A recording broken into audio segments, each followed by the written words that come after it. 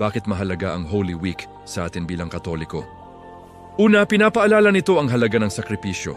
Sabi sa Romans 5:8, "But God proves His love for us in that while we were still sinners, Christ died for us." Habang makasalanan pa tayo, minahal na tayo ng Diyos.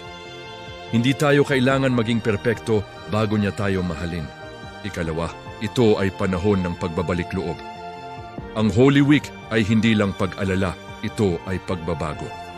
Sabi sa Mark 1:15, "Repent and believe in the gospel." Tanong, ano ang kailangan kong iwan? Anong kasalanan ang kailangan kong bitawan? Anong relasyon ang kailangan kong ayusin? Ikatlo, ito ay paanyaya sa mas malalim na relasyon kay Kristo. Hindi sapat na kilala lang natin si Jesus. Ang mahalaga, nakikilala natin siya sa puso. Sabi sa Galatians 2:20, "It is no longer I who live, but Christ lives in me." At sa huli, may pag-asa. Hindi nagtatapos ang kwento sa krus, may resurrection. Sabi sa John 11:25, "I am the resurrection and the life."